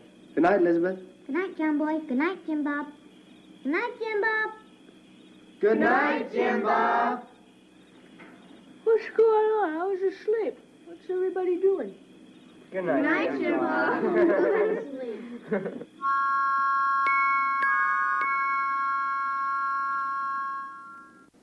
Good night, and good luck.